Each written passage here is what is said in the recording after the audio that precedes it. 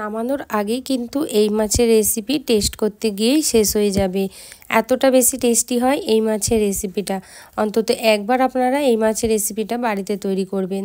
আপনারা এটা কাতলা রুই যে কোনো দিয়ে তৈরি করতে পারেন, কোনো রকম অসুবিধা নেই। এতটাই বেশি সুস্বাদু হয় যে এর স্বাদটা কিন্তু আপনারা ভুলতে পারবেন না। আজ আমি নিয়ে নিয়েছি কাতলা মাছ। এখানে 500 গ্রাম পরিমাণে কাতলা মাছের রেসিপিটা করে দেখাচ্ছি। আপনারা কোয়ান্টিটিটা বেশি কম আপনাদের পরিমাণ অনুযায়ী বাড়িয়ে নিতে পারেন। ম্যারিনেট করার জন্য সবার প্রথমে নুন দিয়ে দেবো হাফ চামচ হলুদ গুঁড়ো আর সামান্য পরিমাণ সরিষার তেল। এটা দিলে মাছটা খুব সুন্দরভাবে ভাজা হয়, কোনো রকম কিন্তু মাছ ভেঙে যায় না। মাছটার মধ্যে হলুদ নুন আর তেলটা মাখিয়ে নেবো সুন্দর করে। মাখিয়ে নিয়ে এটাকে সাইডে রেখে দেবো আর সরাসরি চলে যাব রান্নাটা করার পদ্ধতিতে। তো চলুন দেখিয়ে দিচ্ছি আপনাদের।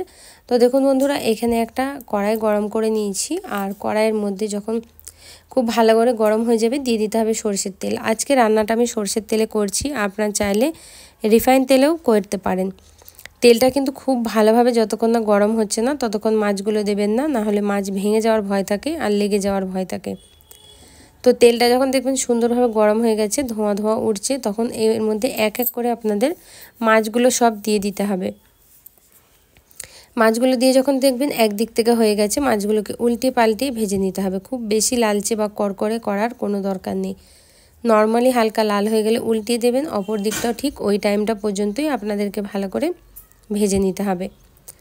তো বন্ধুরা, যদি আপনাদের আমার মাছের ভিডিও বা যে কোনো ভিডিও ভালো লেগে থাকে অবশ্যই তাহলে আমার চ্যানেলটার পাশে থেকে যাবেন, সাবস্ক্রাইব করবেন চ্যানেলটাকে। আর ফেসবুক পেজ থেকে দেখলে পেজটাকে অবশ্যই বন্ধুরা ফলো করে নেবেন। তো দেখুন মাছটা কিন্তু সুন্দরভাবে ভাজা হয়ে গেছে। এবার এক এক করে মাছটাকে কিন্তু তুলে নেব। তো সব মাছটা আমি এখানে প্রথমে তুলে নিচ্ছি, তারপরে দেখাচ্ছি আপনাদেরকে। তো মাছটাকে তোলা হয়ে গেলে বন্ধুরা ওই তেলের মধ্যেই কিন্তু আপনাদেরকে এবার ফোড়নের জন্য দিয়ে দিতে হবে হচ্ছে 2টো তেজপাতা, আর সাথে দিয়ে দিতে হবে এখানে 2টো দারচিনির টুকরো, আর তার সাথে দিয়ে দিতে হবে হচ্ছে এখানে 1 চামচ পরিমাণে জিরে। এটা ফোড়ন দেওয়ার পরে এবার এর মধ্যে আপনাদের ব্যবহার করতে হবে 2টো বড় সাইজের পেঁয়াজ। 500 গ্রাম মাছের জন্য 2টো বড় সাইজের পেঁয়াজ আমি ব্যবহার করছি। পেঁয়াজটা দিয়ে এবার খুব ভালো করে আমাদের নাড়াচাড়া করে অনবরত এটাকে ভালো করে ভাজতে হবে। যতক্ষণ না পেঁয়াজটা পুরো একদমই গাঢ় হয়ে যাচ্ছে ভেজে, ততক্ষণ ভাজতে হবে। পেঁয়াজের যাতে কোনো রকম কাঁচা গন্ধ না থাকে। আর সাথে আমি এখানে 1 চামচ মতো আদা রসুনের পেস্ট ব্যবহার করছি, যাতে পেঁয়াজ ভাজার সাথে সাথে আদা রসুনটাও খুব ভালো করে কষানো হয়ে যায়। যতক্ষণ না দেখবেন এরকম গাঢ় হয়ে আসছে, সুন্দরভাবে পেঁয়াজটা ভাজা হয়ে যাচ্ছে, ততক্ষণ কোনো মশলার মধ্যে ব্যবহার করা যাবে না। যখন এরকম হয়ে যাবে তখন এর মধ্যে শুকনো মশলা দিতে হবে। যেমন দিয়ে দিচ্ছি এখানে 1 চামচ পরিমাণ নুন, হাফ চামচ পরিমাণে হলুদের গুঁড়ো, আর সাথে দিয়ে দেবো হচ্ছে আমি 2 চামচ পরিমাণে লাল লঙ্কার গুঁড়ো, আর 1 চামচ পরিমাণে দিয়ে দেবো ধনিয়া গুঁড়ো। এইগুলো মাথায় রেখে মশলাগুলো ঝালটা আপনারা কম বেশি আপনাদের পরিমাণ অনুযায়ী আপনারা অবশ্যই ব্যবহার করবেন।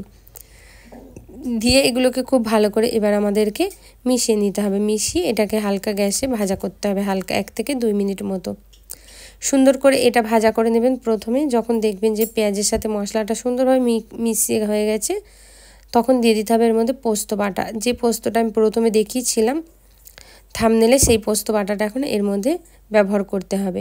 এখানে আমি ছোটো বাটির 1 বাটি পরিমাণ পোস্ত নিয়েছি, ওজনে প্রায় এটা 25 গ্রাম মতো হবে।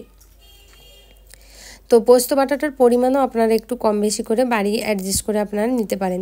যে কোনো স্পেশাল ওকেশানে আপনারা এই মাছের রেসিপিটা তৈরি করতে পারেন, খেতে অসাধারণ হয়। তো এবার আমি এর মধ্যে যে বাটি ধুয়ে একটু জলটা দিয়ে দেবো। জলটা দিয়ে এটাকে ভালো করে কষাবো। যতক্ষণ না পর্যন্ত এটার মধ্যে থেকে তেল ছেড়ে আসছে ততক্ষণ আপনাদের এটাকে কষাতে হবে। তো এটা দেখবেন একদমই ড্রাই হয়ে গেছে, এক্সট্রা এর মধ্যে কোনো রকম কিন্তু জল থাকবে না, পুরোপুরি সুন্দরভাবে শুকিয়ে এটা মশলাটা কষে যাবে। আর মশলার মধ্যে থেকে দেখুন তেলটা ছাড়া সাইডে স্টার্ট হয়ে যাবে। ততক্ষণ ভাববেন যে এটা কিন্তু একদমই পারফেক্ট কষানো হয়ে গেছে। তখন আপনারা কতটা গ্রেভি রাখবেন বা একদমই গামাখা শুকনো শুকনো রাখবেন সেটা আপনারা ডিসাইড করবেন। তো এখানে আমি অল্প পরিমাণ জল দিয়ে দিচ্ছি। আমি এতটা গ্রেভি রাখতে চাই, সেই অনুযায়ী 1 গ্লাস ভর্তি করে আমি জল ব্যবহার করেছি।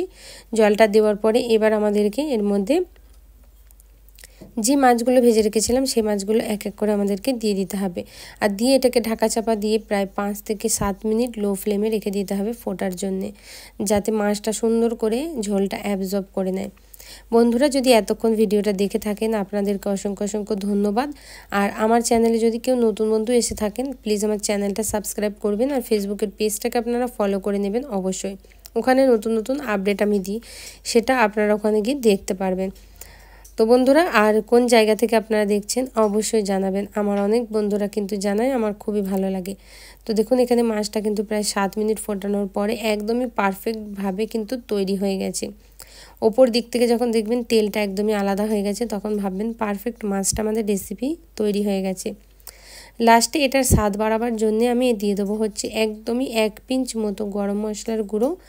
আর এটা আমার যেহেতু হোমমেড গরম মশলার গুঁড়ো তাই আমি অল্প দিচ্ছি, আপনারা যদি দোকান থেকে কিনে আনেন তাহলে সামান্য একটু বেশি দেবেন।